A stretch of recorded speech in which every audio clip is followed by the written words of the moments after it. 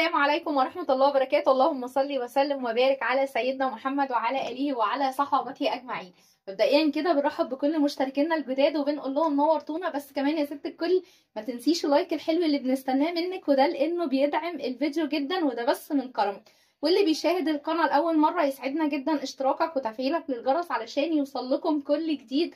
ويلا يا ست الكل، احنا ما عندناش وقت لما يبقى الجميل ده في السوق. اوعي ما تستغليش الفرصة وتعملي طاجن تورلي كده زي ما هنعمله النهاردة في حياتك. ما كلتيش حاجة بالطعامة دي لانه فعلا جميل جدا.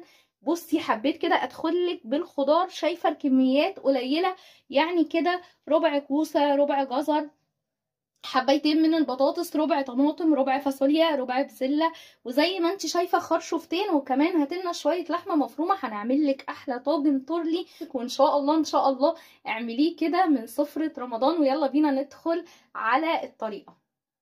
وزي ما انت شايفه كده يا ست الكل، مسافه 300 ثانيه كنا قطعنا الخضار كده، الكوسه والبطاطس والجزر وكمان الفاصوليا مكعبات كده. زي ما انت شايفه كبري البطاطسايه شويه وحته الكوسه علشان طبعا تستحمل السوا. اصغر حاجه هي تخرطيها الفاصوليا والجزر، واللي جوه ده الخرشوف. اول ما تقطعيه وتغسليه حطيه في كوبايه ميه مع نقطه خل او عصره ليمونه، علشان على بال ما نحضر الحاجه ما يسودش مننا. سواء هتعمليه في صينيه محشي مثلا باللحمه المفرومه او اي حاجه، الخرشوف اول ما تقطعيه لازم تعملي كده، تنقعيه في ميه يا فيها شويه خل يا فيها نص ليمونه. زي ما انتي شايفه كده يا ست الكل، جبنا اللحمه المفرومه بتاعتنا، هننزل عليهم ببصلايه.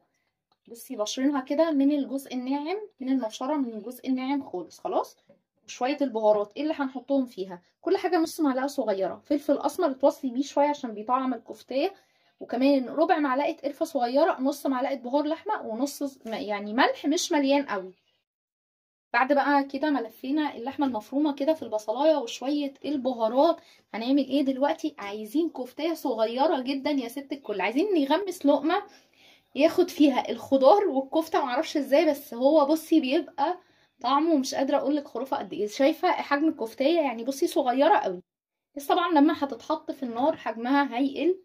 بس انا حابه اقول لك ان هو بالطريقه دي بقى، لا تقولي لي لحمه مفرومه ولا تقولي لي لحمه قطع، انسي اي تورلي كلتيه قبل كده. زي ما انت شايفه كده حجم الكفتيه صغيره، واقل من 200 ثانيه كده يا ست الكل كنا عملنا الميني كفته. يلا بينا على البوتاجاز. جبنا الصينيه كده وعلى النار المتوسطه انزلي بقى بشويه زيت حلوين، طب حوالي ربع كوبايه زيت متوصيه. ناخد بقى جنب من الصينيه كده ونقول بسم الله على بركه الله. انزلي بالكفته بس خليها في جنب، يعني ما توزعيهاش على الصينيه كلها، وهتشوفي ليه دلوقتي. وبرده في جنب من الصينيه، مش عايزين نعمل مواعين كتير النهارده برضو، بس علشان والله لما بتحطي الحاجه كده الكفته مع سوائل الخضار بيدوكي مش قادره اقول لك تورلي طعمه عامل ازاي. شطفت بقى الخرشوف كده من الميه ام خل وصفيته كويس، وهو كمان هنشوح. بصي التلاته دول مع بعض الاول كده وبعدين نكمل. كل حاجه قلبيها في مكانها، يعني من يعني حاولي كده تحافظي على الصينيه زي ما هي كده، كل حاجه تتقلب في مكانها. هنا كده انا نقلت النار علشان انا عايزه الحاجات دي تاخد لون كده. هنزل برشه فلفل اسمر خفيفه كده. هنا كده زي ما انت شايفه طبعا كل حاجه بدات تتشوح. ركنت الكفته كده على جنب زي ما انت شايفاها اخدت لون اهو، والبطاطس والخرشوف برضو قلبتهم الاتنين علشان يتشوحوا كويس. هنعمل ايه؟ نركنهم بقى على جنب دلوقتي ونهدي. ركننا كده الحاجه على جنب، يلا بينا كمان ننزل ببقيه الحاجه. بسم الله.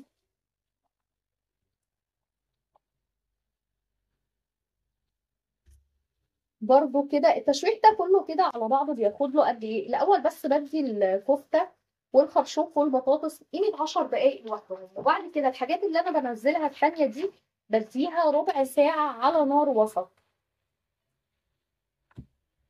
زي ما انت شايفه كده انتهى تشويح الاكل تمام. بصي مش قادره اقول لك الروايح كده ست الكل عامله ازاي. لسه كمان هنحطها في الفرن. زي ما انت شايفه كده هننزل عليها بنص كيلو من الطماطم مبشوره كده من الناحيه الناعمه. عايزه تضربيها في الخلاط اضربيها، انا بحب الطعم ده كده معلقه صلصه من المعلبات. يا سلام بقى لو في قرن فلفل سبايسي، مش قادره اقولك هيبقى طعمه خطير قد ايه. ماجي المج ده كده مج كبير مليان من الميه بمقام كوبايتين من الميه. هسيبها قد ايه؟ هسيبها 10 دقايق بس، بمجرد ما الطماطم تغلي فيها، وبعدين نكمل سواها في الفرن. نبهرها نص معلقه فلفل اسمر صغيره مليانه، وزيها كده بهارات لحمه برضو، وربع معلقه كمون، معلقه ملح صغيره برضو.